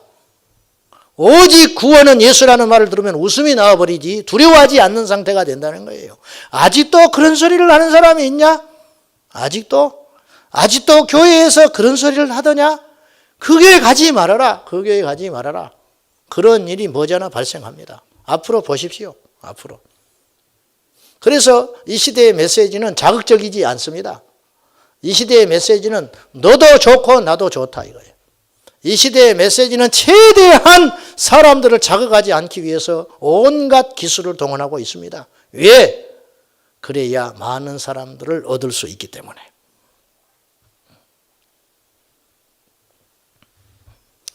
마귀의 전략, 절대가치를 부정하는 상대주의. 이미 이것은 이 시대에 엄청난 위력을 사실은 발휘하고 있습니다. 우리도 모른 채 어마어마하게 잠식당하고 있어요. 그 첫째가 종교통합운동이라 할 수 있겠습니다. 이 종교통합운동은 사실은 종교 간의 대화, 에큐메니칼 운동으로 시작됐어요. 어째서 우리 신앙만 옳다고 하냐? 어째서 한 하나님을 믿는데 우리 학교 다닐 때 그렇게 공부했어요. 에큐메니칼 운동이 그겁니다. 왜 우리 종파만 옳다고 하냐? 우리가 통합측인데 합동층도 인정하자. 그리고 언제까지 이렇게 작은 신학적인 차이로 이렇게 갈라서서 살 것이냐? 강단도 교류하고 좋지요. 거기까지는 좋아요. 문제는 여기서 선이 넘어가기 시작했어요. 그래서 불교를 받아들이기 시작하고 카톨릭을 인정하기 시작했고 공공연히 카톨릭은 큰 집이고 우리는 작은 집이라고 말하는 일이 발생하기 시작했습니다. 절대 그렇지 않습니다. 일치를 향하여 세계교회협의회를 만들어서 WCC 운동을 하고 있습니다. 타종교의 구원을 드디어 인정하게 되었고 신학생들이 여름이 되면 템플스테이를 하기 시작했습니다. 사찰에 가서 일주일씩 수련회를 하고 묵상을 하고 사찰에서 준 밥을 처먹으면서 수련회를 하는 지경에 이르게 됐습니다. 죄송합니다. 제 말이. 종교 간의 분쟁을 종식하자. 언제까지 우리가 세계 평화를 가로막는 것은 종교 분쟁이다. 그건 맞아요. 그건 맞는 말이에요. 그러나 방법은 틀렸어요. 아닌 것은 아닌 것입니다. 두 번째는 경제통합운동이 일어나고 있습니다. 관세철폐운동, FTA, 그리고 세계무역기구, IMF를 동원하여서 전 세계의 경제를 하나로 묶어가는 데 혈안이 되어 있습니다. 우리도 모른 채 어느 날 거대한 자본에 의해서 잠시 당해버렸어요. 한농이라고 예를 들면 한농이라는 종묘회사가 있습니다. 그거 우리나라 거 아닙니다. 우리나라 은행 중에 외국 자본으로 넘어간 은행이 얼마나 많은지 알지요? 우리는 몰라요, 잘. 주인이 바뀌었어요, 어느 날. 주인이 바뀌었어. IMF에. 한농, 씨앗, 옛날에는요, 씨를 이렇게 받아가지고 그 다음에 심으면 났어요. 근데 이제 안 나요. 아셔요? 우리가 농사를 안 지니까 잘 모르지. 해년마다 사야 돼요. 해년마다. 그리고 계량 종자가 돼가지고 기가 막히게 잘 됩니다. 문제는 그것이 나서 씨를 맺잖아요. 배추 씨를 받아서 모아놨다가 그 다음에 심으면 안 나요. 가서 사야 돼. 계속 해년마다. 그것이 몇천 원이니까 다행이지. 몇십만 원이면 안 살 것 같아요? 할 수 없이 사야 돼요. 어느 날 그런 날이 온다 이거예요. 어느 날. 어떻게 대항할 거냐 이거. 이 힘 앞에 과연 맞서서 싸울 대상이 얼마나 있을까? 저는 그렇게 생각합니다. 국가 간의 경제 교류를 통한 화폐 통합, 그리고 경제 물리의 통합도 궁극적으로는 일어나게 될 것으로 봅니다. 그래서 화폐 없는 세상이 곧 열릴 것 같아요. 시간 문제. 왜 화폐를 없애냐? 화폐를 없앰으로 유익된 게 많다는 거예요. 그건 뭐냐면 음성 자원이 양성화될 수 있다는 거예요. 돈을 풀어도 돈 있는 사람이 돈을 쓰질 않아요. 계속 미래가 불확실하니까 지금 재벌들이 몇십조씩 돈을 갖고 있잖아요. 아무리 청와대에 불러다 놓고 경제 활성화를 위해서 돈을 좀 풀어다오 얘 나오면 그만이고 안 하면 그만이지 뭐 어떻게 할 거예요. 우리나라에서. 안 되는 거예요. 안 돼. 5년만 지나면 끝나니까. 처음에 1, 2년은 듣는듯 하다가 다음에 하겠다 곧 하겠습니다. 그러다가 또 정권 바뀌면 또 그만이고. 이것이 계속 수십 년 동안 지내왔어요. 그래서 물가는 폭등하고 서민들만 죽게 된 거예요 지금. 그래서 이런 문제를 해결하고 싶지만 해결할 방법이 없습니다. 그럼 어떻게 하느냐? 화폐가 없어져 버리면 되는 거라. 그러면은 범죄율도 떨어져요. 지금은 막 뇌물을 주고 난리가 나잖아요. 그 부정부패 사라지게 되고 이 자본이 양성화되기 때문에 좋은 점이 많다는 거예요. 그래서 지금 전 세계적으로 화폐 없는 나라들이 지금 선언하고 있는 거예요. 우리나라는 화폐 안 쓰겠다 이거예요. 그럼 화폐를 대신할 게 뭔가 나올 거 아닙니까? 화폐를 대신할 뭔가 나올 거 아니에요. 완벽한 시스템이 하나 등장할 것이다. 저는 그것이 성경에 예견된 표라고 생각합니다. 그것이 어떤 모습으로 나타날지 저는 함부로 말은 못하겠어요. 그러나 분명히 그런 날은 우리 세대에 혹은 우리 다음 세대에 일어날 수 있다. 그렇게 생각합니다. 여러분이 뭐 믿든지 안 믿든지 그런 생각에 대해서 거부감을 갖든 안 갖든 그건 저는 중요하게 생각하지 않습니다. 세 번째는 정치, 사회, 인종 통합운동이 일어날 것으로 봅니다. 우리나라 집권 여당의 대표는 저출산을 해결하기 위해서 왜 조선족을 궁극적으로 받아들여야 한다고 지난 주간에 이야기를 했습니다. 솔로몬이 주변 국가의 정세 안정을 위해서 이방 여인을 받아들여 결국 그의 말년에 우상 숭배하게 되었고 이스라엘이 반토막 나는 결과를 가져왔습니다. 이슬람 자본과 값싼 노동력 자본을 위해서 무차별적으로 노동자를 받아들여 결국 우리나라가 이슬람화로 가게 될 것으로 생각합니다. 동성애 문제도 역시 다양성을 통한 일치, 이것을 목표로 하는 것이라 생각합니다. 다원주의의 한 칼라지요. 모든 종교의 구원이 있다. 모든 사람은 즐겨야 할 권리가 있다.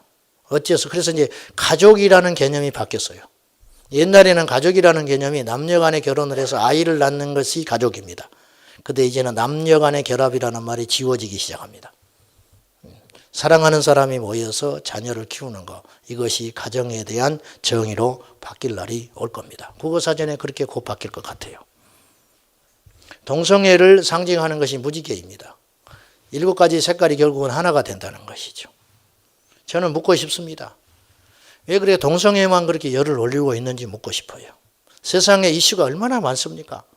아프리카에 굶어 죽어가는 아이들, 그리고 전염병에 시달리는 아이들, 극빈자들, 물이 없어서 식순환에 헤매고 있는 그 많은 사람들, 그런 사람들을 위해서는 왜 소리를 내지 않아요? 왜 그런 사람들을 위해서는? 반기문 총장은 세계 정상들에게 다음과 같이 경고했어요. 차별 금지 노력을 지속적으로 강력히 요구한다. 그렇게 이야기했습니다. 유력한 대권 주자 중에 한 분은 아시아에서 우리나라가 제일 먼저 동성애를 합법화하기를 바란다. 그렇게 이야기했습니다. 마귀는 모든 사회 정보와 권력을 동원하여 순전한 기독교를 파괴하려고 할 것입니다. 이것은 성경에 예견된 바인데 마태복음 24장 9절에 주님은 우리에게 분명히 말씀하셨습니다. 사람들이 너희를 환난에 넘겨주겠으며 너희를 죽이리니 너희가 내 이름 때문에 모든 민족에게 미움을 받으리라. 그날이 오면 마지막인 줄 알라. 철인이라는 책을 쓴 다니엘 김 선교사는 그의 책에서 이런 말을 했습니다. 장차 올 세상은 평안이 아니고 환난이다. 그렇게 이야기했습니다. 사실 이런 종류의 설교는 저를 괴롭게 합니다. 왜냐하면 호불호가 분명히 나타나기 때문이고 설교 후에 차가워지기 때문에 그렇습니다. 저는 여러분을 불편하게 하고 싶지 않습니다. 그러나 외치는 자의 사명을 다하기 위해서 균형 잡힌 말씀을 전하고 싶습니다. 참된 균형은 좌로나 우로나 곁눈질하지 않고 이쪽도 저쪽도 속하지 않고 중용의 묘를 살리는 것이 균형이 아니고 성경에서 말하는 진정한 균형은 말씀의 중심을 잡고 살아가는 것입니다. 저는 묻고 싶습니다. 예수님이 이 땅에 지금 오셔서 말씀을 전한다면 종교통합운동에 대해서 어떻게 말씀을 하실까? 바알과 아세라선을 섬기고 하나님을 섬겼던 이스라엘에 대하여 하나님은 무서운 진노의 칼을 거두지 않았습니다. 똑같습니다. 우리 주님이 이 땅에 오시면 동성애자들을 향하여 어떻게 말하셨을 것 같습니까? 밀려오는 이슬람 세력에 대하여 우리 주님은 어떤 말씀을 하셨을 것 같습니까? 저는 민족주의자가 아닙니다. 저는 그런 데 별로 관심도 없고 인종차별주의자도 아닙니다. 저는 대단한 어떤 지식을 가진 그런 사람도 아닙니다. 그러나 성경을 보면 모든 것이 명확해집니다. 사랑하는 여러분, 정신을 차리십시오. 그리고 관심을 가지십시오. 그리고 깨어서 근신하십시오. 지금 내가 뭐 직장이 위태하고 지금 뭐 내 자식이 지금 고3인데 그것이 굉장히 시급한 문제이지만 사실은 우리에게는 시급한 일보다 중요한 일이 더 필요합니다.